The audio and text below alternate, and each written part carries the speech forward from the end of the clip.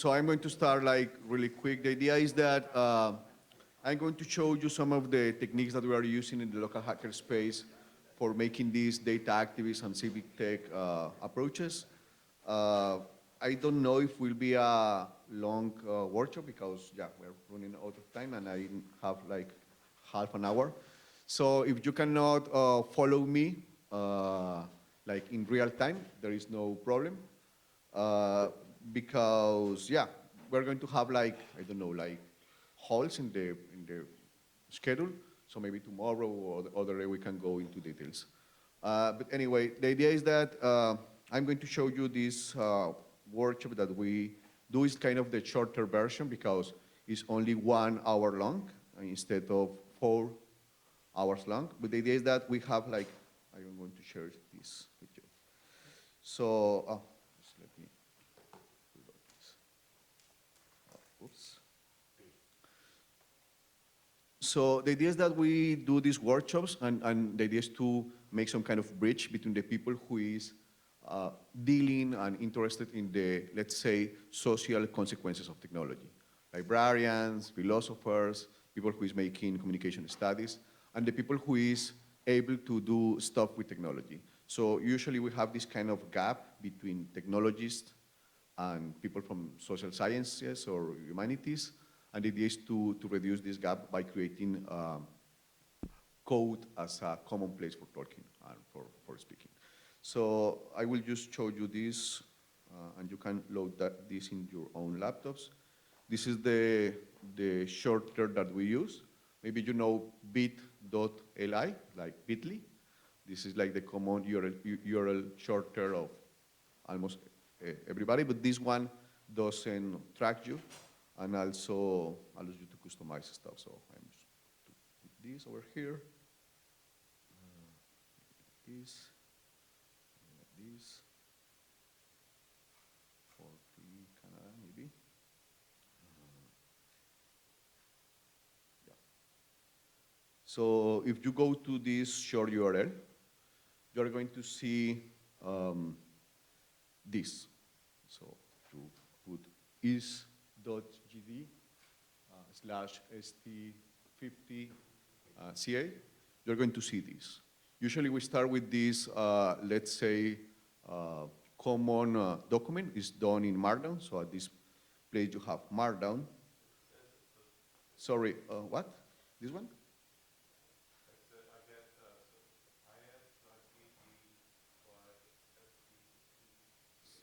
Yeah, all in lowercase. Doesn't exist? Okay, okay. I will try to another one. Just let me show you.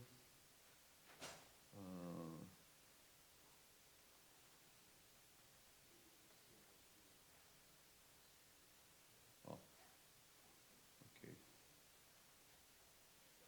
Just let me try again.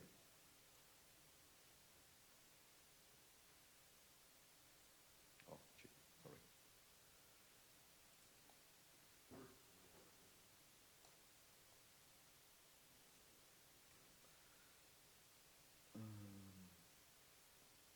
And just to pick some automatic one. So this one is automatic, but yeah, that one, maybe that should work. And the idea is that if you put that, you're going to meet me over here. In fact, 7 or 6 of you are already there. So the idea is that we start to create this, okay. So the idea is that we start to create this kind of shared documentation of the workshop, and we start to create these documents. These are created like in real time. We're like just writing about that. So in this case, the idea is to show you how we use Civic Tech powered by Faro and Glamorous Toolkit. And we introduce a package. This is Social Metrica. Social Metrica is the package that we did to visualize the discourse of the politicians running for the presidency in Colombia. It's this one. We use something that is pretty similar to GitHub, but it's not GitHub. It's called, I don't know how to pronounce that in English, but it would be like Gitea, like Git, this one. I don't know how to pronounce that, but anyway, it's this software. So it's a software that allows you to create a really, really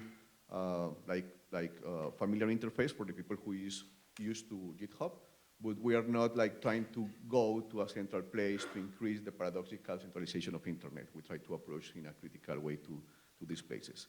So this is our repository, and we have like this package that is called Social Metrica. So I'm going to show you how we should use that in this, like, let's say, techno-political context, in the sense that we are trying to use technology to address political questions, and political in the like broader sense, politics in the sense of a way of organizing a discourse of power, not in the sense of parties. So we create this place that has all the code that we are creating as a non-programmers. So this is alpha code, and it's just an alpha version, and it's part of an onboarding process. So most of the software was done by me at the beginning, and also was done by a musician. He's a live coder, but he creates music by making code. So he doesn't start with a unit test or something like that. He's more into this kind of performative arts. So we have a set of principles that try to be welcoming from people who is non-programmer or who is reaching for the first time with code. That came from humanities or arts or social sciences. The first one is that we try to not worry. This is a friendly space, and we welcome diversity, for example, of life paths. It's not about like for coders, by coders, but for people who want to address these kind of techno-social issues. And we try to see technology more as a process than as a product, as a non-neutral construction. So there is this like long path of trying to neutralize technology, seeing that as a neutral construction of humanity, but we know that technology embeds agency. So people can do or not stuff because they have or not particular frameworks. The people who is, I don't know, struggling with getting the source code of something or understanding something outside of this, like, I don't know, Tudor said something that the definition of happiness should be like going to other place to solve the problem that you have in your software. So going to, I don't know, Stack Overflow to solve something that is happening over here. And we know that there are some kind of choosings of frameworks and technologies and approaches that are able to empower you or not. So we try to see this technology as a non-neutral process more than a product.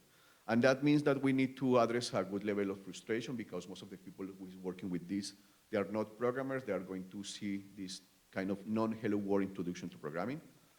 In fact, I have like a rant about the non-hello world introduction to programming. I am going to show you just quickly. But for me, as a non-programmer, was like the just jump on the home of the womb of the comb, like mi mamá mi mima from the Spanish, like I don't understand why this is so important. For me, it was like trying to model Teletubbies. So for me, it's kind of strange. So we try another approach to programming that is not introducing, saying hi, but it's more about how you can use technology in a social context. But that means that we're going to see technology fail, and that's part of the process. And we try to create this kind of living and welcoming memory. So for example, in this case, this is the living memory of the workshop that we're going to have or should have over here. But we start to like accumulate this memory until we are able to do stuff like this one, for example. So this book was the book that I told you about in my last presentation. And this is the PDF version of this. This is the booklet. This is the short version.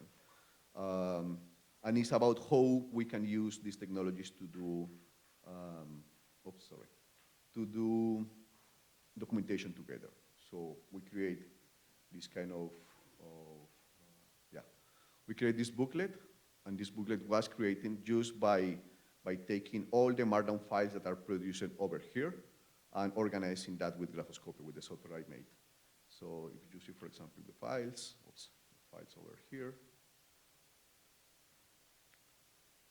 These are the chapters. This is Fossil, by the way. So Fossil is this distributed control version system, this kind of Git, but it's kind of a GitHub in a box. So you have, I don't know, a web server, distributed version control, collaboration, publishing, but in just 3 megabytes of happiness. You don't need to go to this over complex stuff. You just have a binary, and you distribute your binary to your loved ones or whatever you want, and they have their own like publishing system for doing stuff. So in here, we have a lot of chapters. The chapters are just markdown files, and these markdown files are the ones that, once compiled, create this kind of book by just running them inside Graphoscopia. And all these books are possible because we are able to create this documentation in real time. So we start to create this workshop, we start to document this stuff over here. The idea is also that we try to enforce or to provide to provide more peer-to-peer and autonomous learning place. So the idea is that people is going to work together, and also they're going to work by themselves, trying to solve these kind of problems that we're trying to work with. And the other stuff is that we're trying to provide like education for equity, not for homogeneity. So the idea is that people can learn about coding, but they can learn about coding to express their own voices, not the curriculum, but the idea that they want to express. Or at least it's a shared curriculum until a certain place, but after that, the idea is that you can spread your own voices. And we try to address practice of mutual care. So we try to be together, sometimes we go to parties, sometimes we listen music or take coffee. It's not only about programming. So for installing this software, you will need to have Glamorous Toolkit. For the ones who don't know, Glamorous Toolkit is a variant of Smalltalk that is done by Fink, this company of Tudor and his team. And the idea is that you have this place where you can like have data narratives, places where you can mix code with data, with visualizations. And the issue is that that's like pretty close to what we were trying to do with Graphoscopia, but has like a more proper framework for that. So you will need to have this installed in your own system. And here, this will be like the, let's say, Smalltalk approach, like the alternative to Jupyter. But for me, for those who doesn't know, Jupyter is this data narrative place where a lot of people, journalists, activists, scientists can create data stories. So with Glamorous Toolkit, we have something similar, and it was done like, released like the last year, I think, something like that. But with Graphoscopia, we have like this history about publishing and doing stuff with the communities. So once you have Glamorous Toolkit, that is a multi-platform environment that is based on Paro, you will need to open a playground or a node. I will show you one that is already open. That is, I think that is this one. Yeah. So when you install Glamorous Toolkit, you are going to, and you open the Glamorous Toolkit, you are going to see something like this.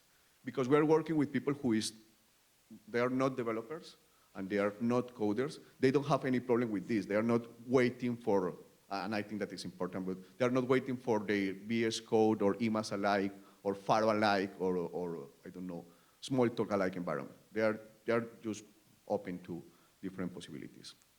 So we have this, and in this you have like these launchers, and from those launchers you can create a node. You can create a node in several ways, but a way to create a node is just by pressing Shift-Enter, and after that you start to write the stuff that you want to write. For example, I am going to just place my node on ST50 anniversary. Oops, anniversary is like this. Let's suppose that is, yeah, it's fine, I don't know. Anyway, let's create another one. My demo. This is shorter, so.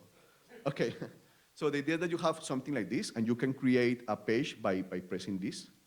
So if we will have more time, I will be doing this at the same time with documentation. So we prepared this documentation before.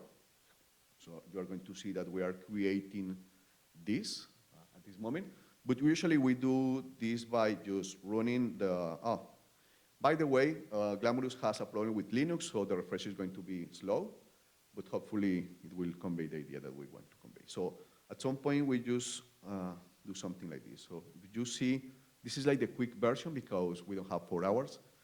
We have half an hour. But the idea is that we start to take some screenshots and to mark some places. I'm just going to mark some of these.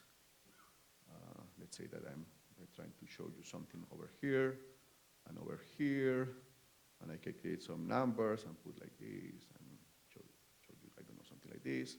And after that, I publish this in a web platform, and I can use that short link to just create an image. So I am going to put this particular image that is just a demo over here. Because it's Markdown, it's like really like quick, so I can put this over here. So the documentation is like advancing in real time, and we're explaining to the attendees and participants how we're using this software at the same time that we are creating this kind of live documentation. And it's kind of a performative way of documenting. Remember what I told you about this idea of documentation not as this solo endeavor that happen and when you are in this kind of monastic mood of writing. It's just something that happens when you are with other people by writing together and by explaining stuff between each other and between peers. That's the idea.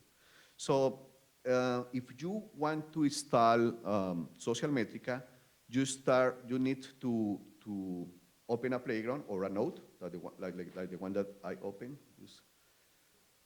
We will need to wait because, yeah, Glamorous has a lag in Linux. But anyway, if I want to open a playground, I just press, I can install something, and I can just click on this plus, or I can just make this and select a snippet. And a snippet is a piece of content, and you can switch content. So do you remember that I told you that Graphoscopia was this kind of tree-like document where you have like snippets of Markdown or notes of Markdown and also notes of code, Smalltalk code. In this case, it's kind of the same. It's the same idea, but with more polished UI and also with more experienced developers behind. So we are willing to create this kind of synergies because, yeah, we don't have any problem with that. So this is a Faro snippet, and in a Faro snippet you can create an installation instruction. So we share the installation instructions over here. So I will need to do something like this and put this over here. And I can run the code. I already run the code, so I am not going to do that again. But the idea is that with exorepo, what I have is a place to use external repositories. It's kind of a syntactic sugar to install stuff that is not in GitHub. So for me, it's kind of unfortunate that for me, GitHub is kind of I don't know, it's unfortunate. It's kind of this re-centralization of internet. So we have, I don't know if you know this story, but a lot of developers send a letter to GitHub because they want a new feature, but they don't have the source code. For me, it's people who is able to deploy that feature in the nominal sense, but not in the factual sense, because they don't have the source code. So it's kind of strange because Linus Torvalds created Git because he was tired of Bitfrost and their conditions, and now it spread around the world, and via GitHub, now we have a new kind of dependency about this kind of central place. So we don't want to have this kind of re-centralization of internet, so we use exorepo as a way to enable another Git providers, not GitHub in particular. So the idea is that we install this, we run this, and we have this kind of syntactic sugar, so we can run these exo repositories. So they can be in any place. As I told you, it's syntactic sugar. You can do that in a really long way in Faro, but the idea is to have, I don't know, 3 lines to do this stuff. So after you install Social Metrica, you install this package that is called RSS Tools, this one, and this one. This should be in a single place, but we are still debugging installation issues, so we need to split that. And also we have documentation that is done mainly in Spanish, like this one. I will show you this really quick. So this documentation is not in Spanish. Is published on Fossil, this small binary of 3 megabytes. and is done in a format that is called marlib. Marlib is a superset of Markdown that you can publish directly on the web by just adding a small JavaScript library of, I don't know, 360 kilobytes, something like that. So if you see the source code behind of this, I will try to show you this. So it's just divs with Markdown inside, divs and Markdown inside. Those divs contain metadata. So we can export this source code to the web, but we can import that back into Jupyter, into this notebook. So that has an advantage, because if you see, for example, when you publish from Jupyter or from org mode or these other formats, you can put that into HTML, but the people, they are not able to just download that HTML and put it back into Jupyter or put that back into org mode. It's like this kind of, you lost metadata, so you are not able to put this back. But this is our own variant of Marlib. It's just Marlib plus metadata, and that metadata is contained in the divs, so we can import that back into our documents. So we have like this really light publishing platform, and that's part of, let's say, this sense of not urgency, but agility. We don't want to take a lot of time into publishing our own stuff, and we want to be compatible between platforms. So we are using Markdown over here, and we would like to import that Markdown into Jupyter, and we would like to export that for people who has not connectivity. So if we put this small JavaScript library, these people is going to be able to look these documents inside their own computer without having any connectivity. And that's important in the Global South. So after that, we have already installed Social Metrica, this software. This is the small explanation about how do you create a node. And in a node, you start to like intertwine prose and code and visualizations and prose and code and visualizations to build this kind of data narratives. That's what we're doing. So I'm going just to run the first one because we are like short on time. But the idea is that this is a short data narratives. So we create something that is called a knitter user. A knitter user is a user of Twitter, but the data of that user is provided by a knitter. So knitter is an open source front end for Twitter. I don't know, I was making a consultancy for a big intergovernmental organization. And I don't know if you have the experience of asking Twitter for data, but do you remember this chapter of The Simpsons? Oh, okay. Let me show you.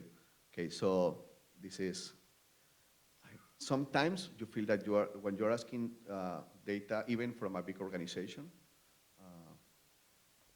this one. I don't know if you remember this chapter from The Simpsons, but it's like applicants versus supplicants.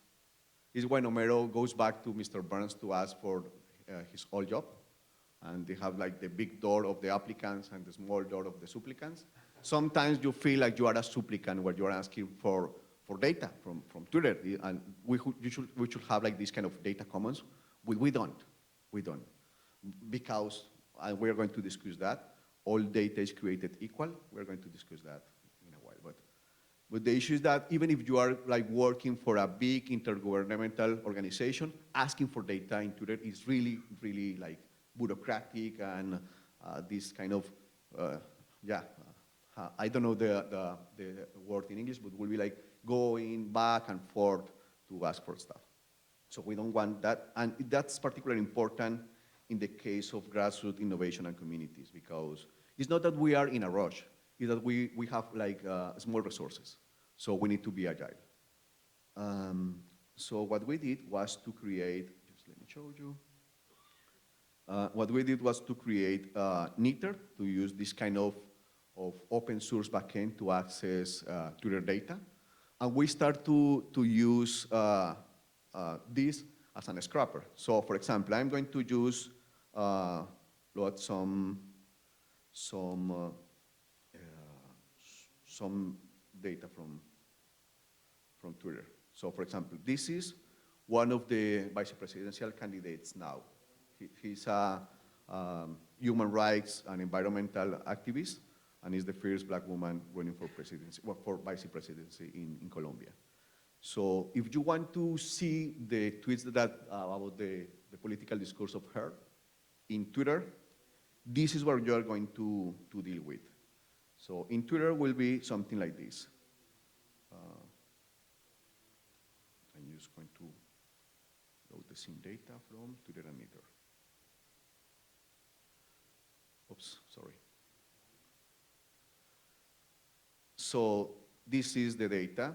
I don't know if you remember the good old times when you can access Twitter and scrap Twitter and do like stuff with Twitter because it was an open platform, a real one. But if now you want to see behind the source code of this, you're going to get like this. I don't know, it's like the wonderful world of JavaScript, like injection of data is like, there is nothing there to see because it's just a call to JavaScript. But if you do the same over here, what you are going to see is actual data. So you can use this actual data, for example, the image profile, or the name, or the ad name, or the description, or the bio to do stuff. And you can also see actual Twitter data, like the real tweets, without asking a lot of months for permission, because you are trying to build public discourse. And it's kind of an algorithmic public discourse in the sense that it's trying to make sense of noise, or what will be noise if you take a lot of information. If you are just scrolling a timeline and making sense of that, you are not going to get a lot of sense. But if you can get all the information in a proper visualization, you're going to do like more sense of that stream of data. So the idea is that we use Niter. Probably we're going to have a discussion if we have time about the data commons, if we can build some kind of data commons.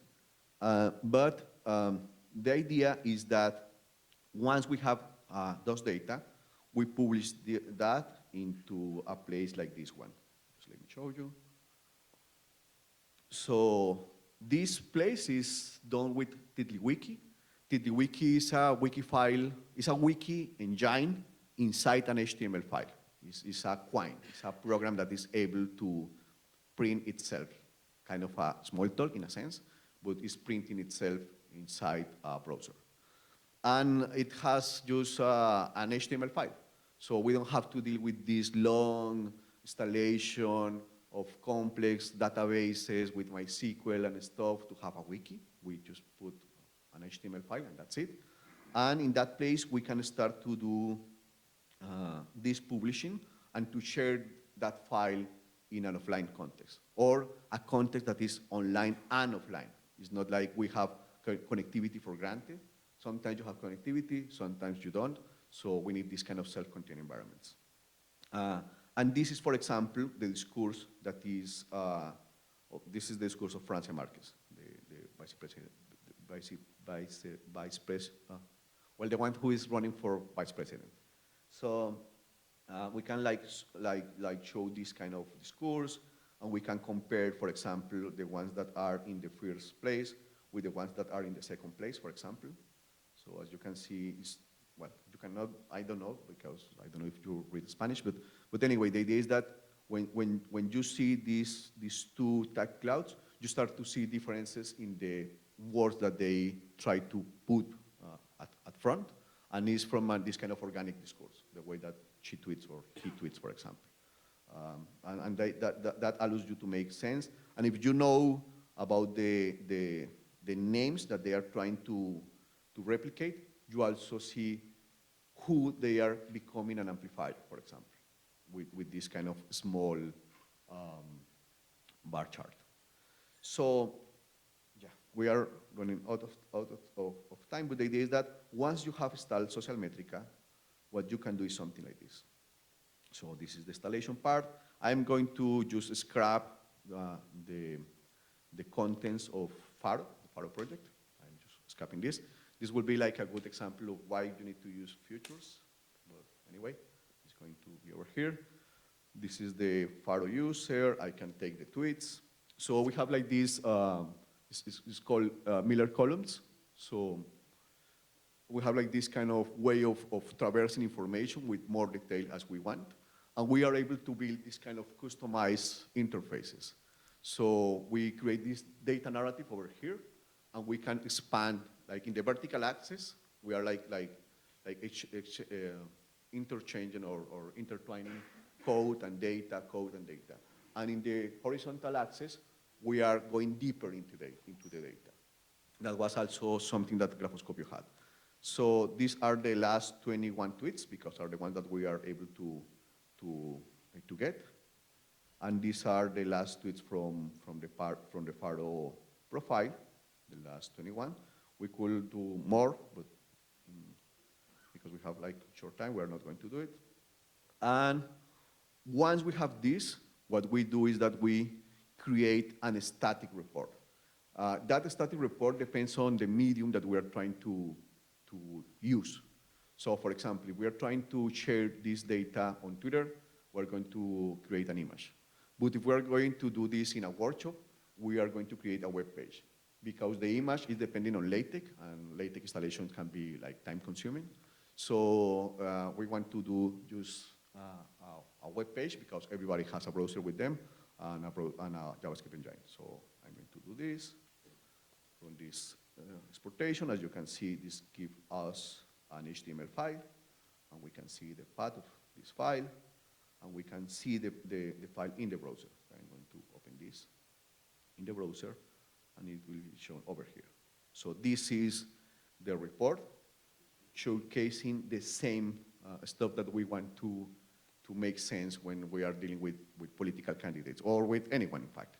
So the tag cloud to see the more important aspects of a discourse, the tweets to see the behavior over time, the replies and quotes to see who this profile is amplifying. And it's just a small web page with, well, it's really like self-contained. So it's using charts and, yeah, really minimal backend behind. That's it. So the idea is that we teach how to use this to people who are not coders, and this is their non-Hello World example. This is the way that they are introduced to programming. And with these non-Hello World examples, for example, people that came from philosophy, from sociology, from other places, start to think into the way that coding can become a common practice in their day-to-day lives. It's not something that needs, I don't know, a degree on engineering, or that is going to be done only when you like do all the unit tests. And you need to, but I mean, with the time. But this is not the starting point. It's not like start with a unit test or start with Hello World. It's kind of an alternative approach on how we deal with critical data literacy, and a way to include people who is not from the computing sciences. The last workshop, that was where we used this kind of visualization. I remember that she was a non-coder. She came from humanities, and she said that making this profile, this visualization, was her first line of code. And he told us that she thought that this is like empowering and like mind-blowing. It was not my case with my first slide. Well, my first one was at 6 with logos, so it was mind-blowing. But my first one in the proper university, like this Hello World example, was so dumb. So at least for me. So it's nice to have like these other approaches with these other people that comes from different places of life, and we can have like these workshops that allow us to create this, let's say, third culture. It's not the culture who care about the consequences of technology in the society, but doesn't know how to code, or the people who know to code, but doesn't want to enter into the politics of code. We're trying to have this kind of middle place. And I think that we are making a good job on this kind of stuff. There is a lot of path to travel, but I think that places like this one and these kind of celebrations and having this kind of discourse in more technical communities is also empowering in a way, and a way to create a more broader place to share common knowledge. So thank you. Maybe we can have time for 1 or 2 questions, I don't know. So your whole premise kind of cool, right? Non-programmers leveraging these tools to author documents, data insights, and so on. But over time, we're going to get better at the tools. We're going to get know them better and better. How are you avoiding, or how do you manage the issue of them getting better at the tools and maybe getting sophisticated enough that the next person who comes in is more challenged because it got complicated? Good question. So we have this idea. So this is the Graphoscopedia, we call it. It's like this kind of self-contained wiki inside an HTML file. Let me just show you. And in the Graphoscopedia, we have what is called the data rodas. The data rodas has like, it's kind of a provocation on the idea of coding dojos, because we see coding dojos as too technical, too oriented towards kata and abstract form. And in the rodas that are from capoeira, you are more in a, like, let's say, dancing predisposition, that you're willing to dance and to share with other people. Like, it's a more joyful encounter. So we have these data rodas, and in data rodas we have, let me just show you. We have this idea of peer learnings. So, yeah.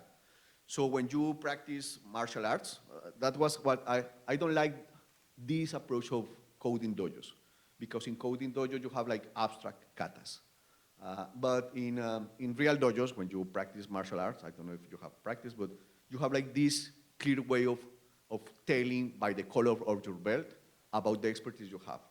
And you start to have this exchange between peers. So you have the peers that are in the same spectrum of the color, like the clear belts, and the peers that are in the opposite spectrum of the color, like the black belts or the dark belts.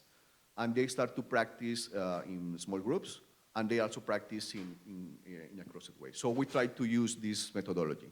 So people who is going to be challenged because of the advanced group is more advanced, they are not going to be like, let's say, feel rejected or overpassed in a way, because they are going to have people across the spectrum with them that is able to share with them. And if we have, for example, newbies and also more experienced people, we choose the newbies like consistently. We try to be welcoming with them because we know that that first welcoming experience will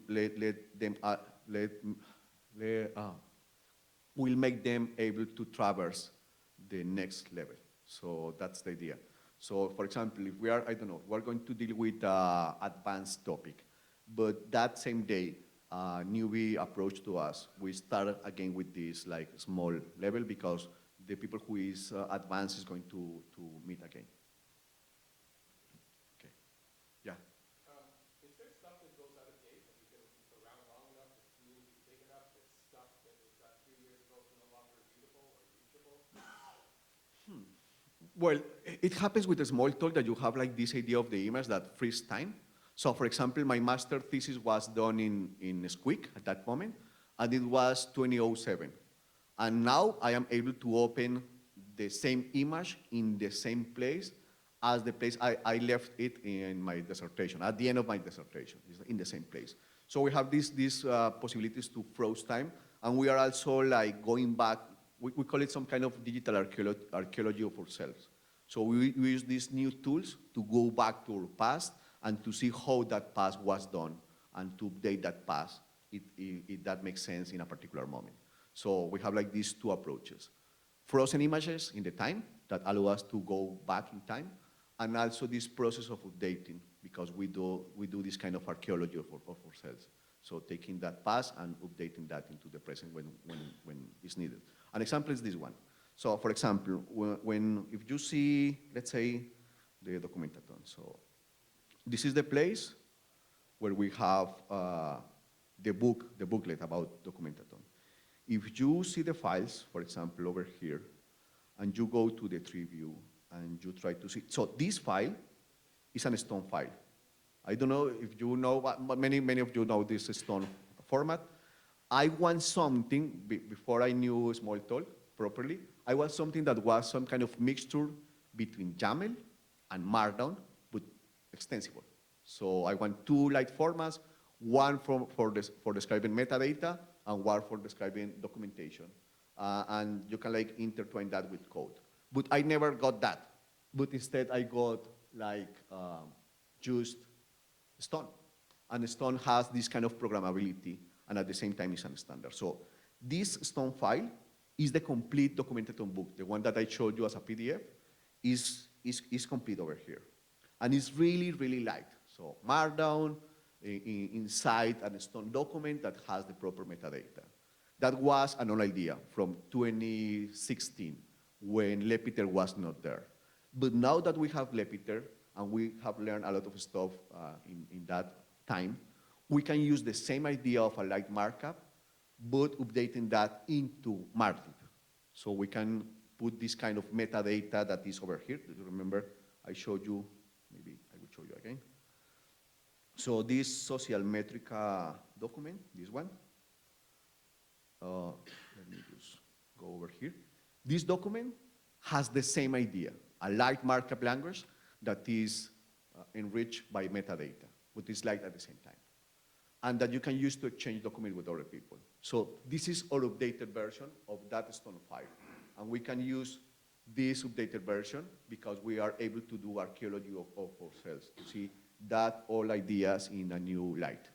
So that is our approach. All ideas in a new light, and also these frozen time images. Okay, thanks a lot.